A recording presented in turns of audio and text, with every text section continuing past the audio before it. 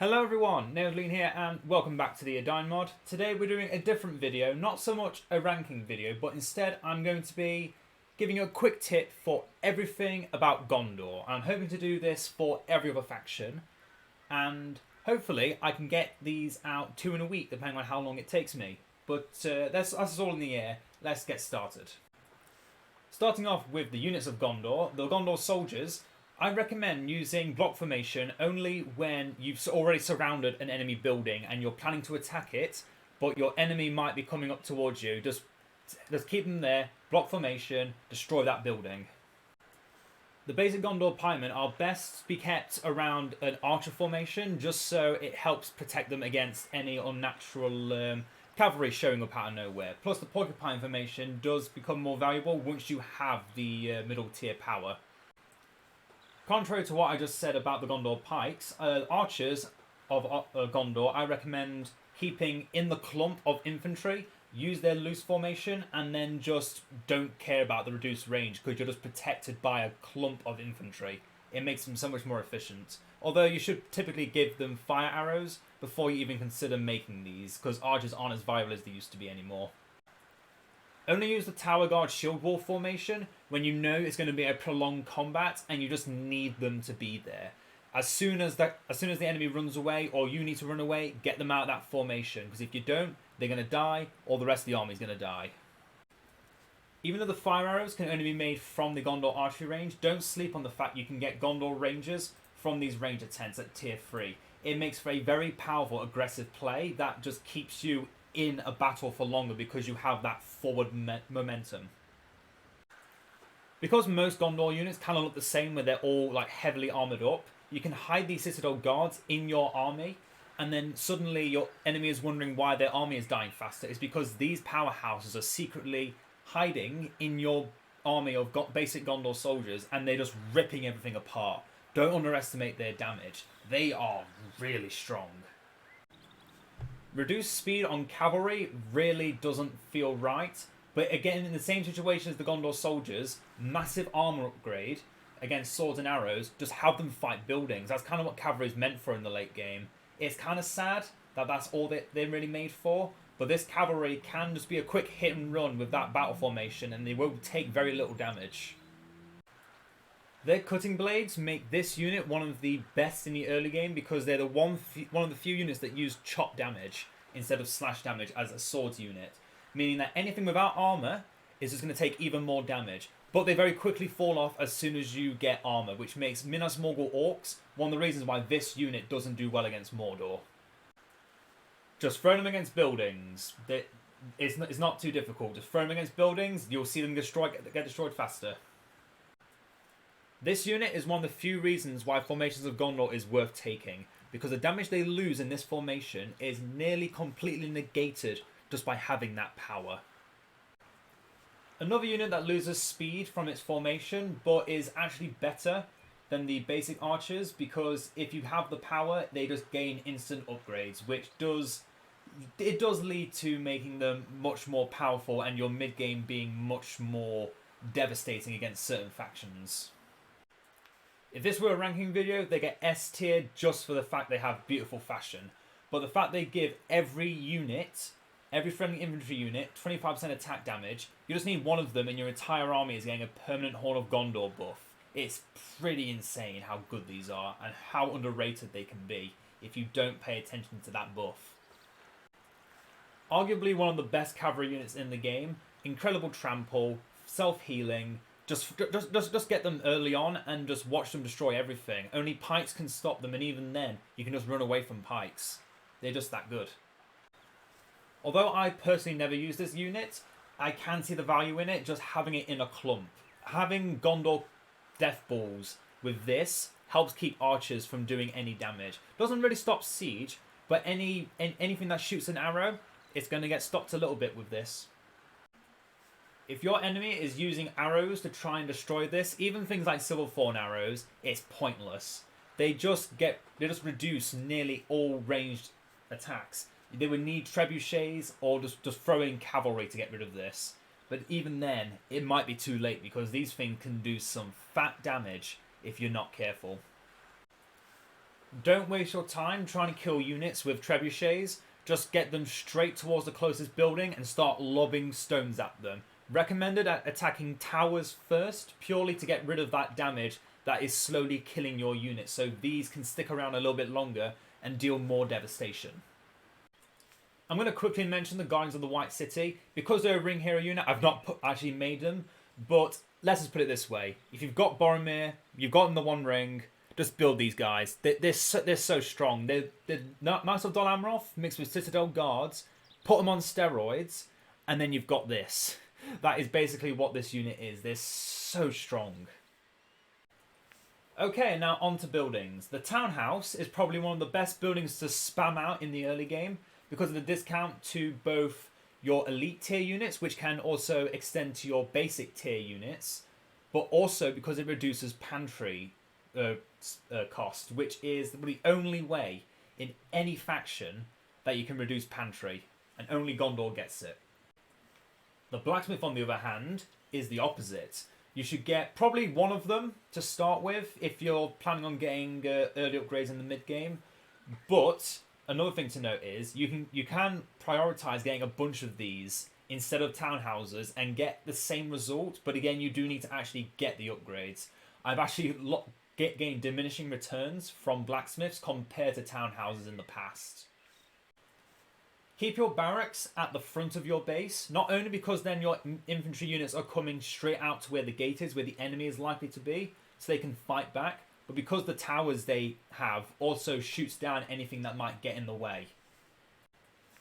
The archery range, on the other hand, though, should always be kept at the back, so then the archers, when they come out, they can shoot at anything in the town centre, but actually not being in the conflict themselves can actually survive a little bit longer. Not as likely to survive, but it's a little bit better. If you desperately need cavalry and you don't have access to a border stronghold, I would recommend actually getting the stables against factions that do spam siege. Just because you will need a fast response that can just run out, get rid of whatever you're dealing with, and then fall back to the fortress. There are some cases where I do recommend this, even though I personally don't build it myself. Similar advice as to the archery range and the stables. Only build it if you need it, and if you do build it in the back of the base, because otherwise that siege is going to get very quickly focused if your base is already being assaulted. If you don't have a marketplace, then you've got no economy. Let's just put it that way. You need a marketplace in every game. It's cheap, and it's really, really effective the later in the game you get. If you're like me and you like having all your buildings cost less from the very beginning of the game, then I recommend building a stoneworker. Also has some pretty decent upgrades, which we'll be going more into later. The buff of the heroic statues isn't that effective, it doesn't last long enough, so I recommend just building 4, get the full hero cost reduction. Once you've got all the heroes you want, just destroy all of them and get resource buildings. It's much better that way. The well is more of an early game tool to just help you from losing units, because you already have in your roster and your kit ways to heal your entire army and restore units. You're one of the few factions that really doesn't need a well, but it's good to have them in the early game when you just want that extra bit of healing to keep your units alive. If you ever find yourself stealing an enemy outpost and then just building it back up, just throw a bunch of towers in there and then walk away. They'll spend about 5 minutes trying to destroy it without siege, and then they'll be wondering why they wasted all their time doing that when you've already got a bigger army with all upgrades. You'll be very surprised how efficient these towers can be. All towers on outposts are really efficient. The farms have been a staple of Gondor since the beginning of BFME 1, and they've still now got Grand Harvest, and you can make them tier 3. So these can be your biggest economy makers in the late game. Do not sleep on these. You want these in the late game over Ranger Tents. And speaking of Ranger Tents, you can actually make some use of them in the early game with these little Rangers protecting them. They're not the most efficient, but even in the late game, as you get into tier 3, as I mentioned earlier, you can summon Rangers from them. Make one in the front of the enemy lines and then just start spamming Rangers out. Give them fire arrows, you're good to go. Ever since this was the design of the Signal Fire and how they remade it, I have almost always made a Signal Fire in my Gondor games. They're just so good. You can cheese them. The units are really effective, and Aragorn is in them, so it's pretty good to get them if you can. At least one, if not more, because it's just more value. Even if you don't like cheesing with Baragon, you can just have them, and they'll passively make you free units. I have nothing but good things to say about the Border Stronghold. It perfectly supplements your army. You don't need to have one, but if you do, it just makes you stronger in every way. Better cavalry, better infantry, even more buffs on your units that I just mentioned from the Signal Fire are really good. Imrahil buffs them even more. And also the abilities you gain on the Signal Fire are strong enough not to feel oppressive, but also weak enough to not get noticed and not get patched to be made weaker. Now, I'm going to mention all of the unique upgrades that Gondor gets that are unique to them. So the Grand Harvest, as I mentioned with the farms, it's a tad expensive, but as you get into the mid-game, just get it and then just have a lot of farms. You'll get discounts on cavalry, and at the same time, you get 30% extra money that is not touched by trade routes. And then you've got increased taxes, as I mentioned with the townhouses.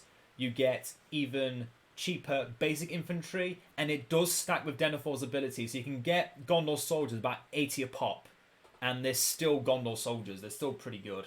And then the iron ore is the way you get your upgrades. It's a way to limit Gondor. I see why they limited them, but it is important to get. The stoneworker upgrades work on just making your base even more tough to break into, which makes sense since Gondor is labelled the defense faction. Even more powerful gates, even more powerful armor on the walls and towers, even stronger towers, even stronger trebuchets.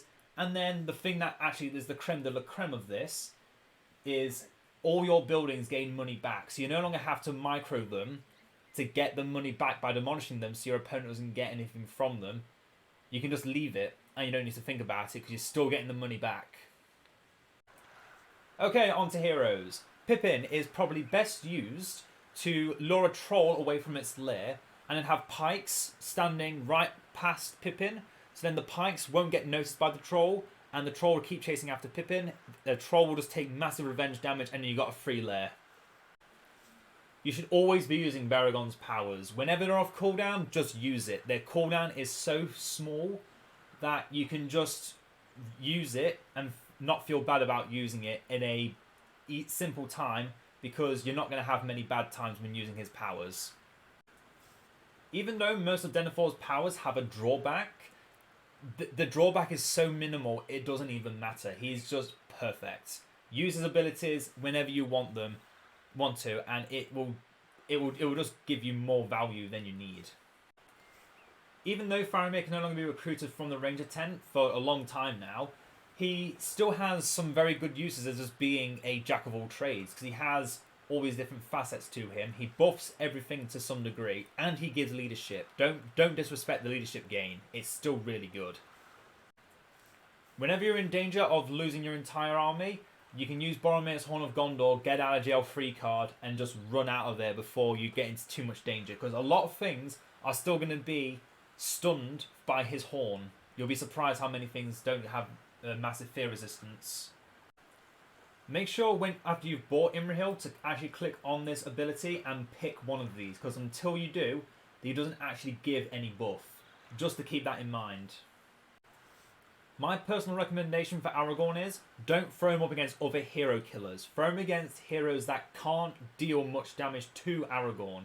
He's not the best hero killer in the game, but he supplements that by having very good support abilities in his Athelas ability. And then later on getting other really good abilities that can just make him better than most hero killers. Each of Gandalf's spells is meant for a different situation.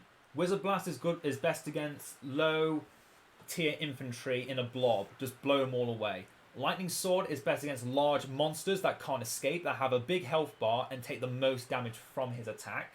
Istari Light is meant to be used against a hero, so it knocks them down, locks them in place, so you can chase them down your hero killer like Aragorn.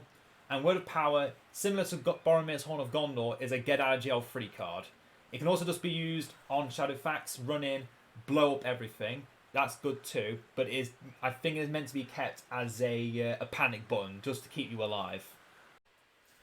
Oh, finally onto the last stretch. Okay, powers. Gondorian architecture. I recommend saving this for when you think you can save a building, or when buildings are close up together, like on an outpost, because then it hits everything. Horn of Gondor, I recommend using it whenever. It's just pure damage. If you use the whole ground stance, the little shield on every person you can get, it actually negates the damage reduction, so you're getting pure armor buff. Lone Tower is a ability that is best used to protect a signal fire or a border stronghold. It also works as a way of bringing siege to one location. You know the siege exists and you can counter it before you lose an important building. Barrage is best used to really aggravate the enemy. Don't so much use it as a way of engaging. Use it as a way to try and disengage if possible. A building is really low on HP, but the unit you'll use to attack it is nearly dead. Throw down the barrage, guaranteed destroyed. The enemy has to waste more money to rebuild the building. As I mentioned quite a few times, a lot of units actually gain a buff from Foundations of Gondor because their ability might give them a debuff in some fashion, but then this makes the debuff worth it because you're getting more damage and armor from it. Since the times of need, do I need to say anything? They buffed it in the recent patch and it has made it one of my favourite powers. Put it on a signal fire, your entire army is at late game tier from the mid game. Use Gandalf the White only when you have Gandalf the Grey, or when you're about to get Gandalf the Grey, because otherwise you've got a power that does nothing. Plea the Eagles is a very aggressive tool. Use it against a faction that doesn't use a lot of archers, or if the enemy army doesn't have or has a lot of archers, have them dive down straight onto those archers, because that's where the damage is going to lie, and then they're soaking the damage, your army's not soaking the damage, and you get more value. And the Grey Company is kind of the opposite to that. You use it as a versatility tool. It's got everything in its kit. A sword unit, a pike unit, a archer unit, and 2 heroes that are really good. 1 hero killer, and 1 that regenerates and heals units while in and out of combat, which should not be slept on. Rohan answers, just throw it down, let it build up over time. If your enemy finds out where it is and they just surround it with pikes, maybe go and help to stop them, or even better, use your army while they're distracted by this to just rush in, destroy them before they have a chance. But if they don't see it, it's also a giant army of cavalry which can be buffed with Glorious Charge and just destroy everything. Such a good power. And then an Oath Field. You got an enemy army you want to deal with? You got anything you want to destroy? Use an Oath Field. But one caveat: there's quite a few factions now that have counters to this power, like Gandalf's Word of Power. Imladris has Protection of the Bruinen. Lothlorien has Galadriel's little Word of Power. So I recommend, with this power, wait until you've seen the enemy use their massive magical AoE, and then throw this down to kill the thing that can do the magical AoE before it's too late and they use it again on you, because you'll be surprised how much value you can get out of killing one really important hero.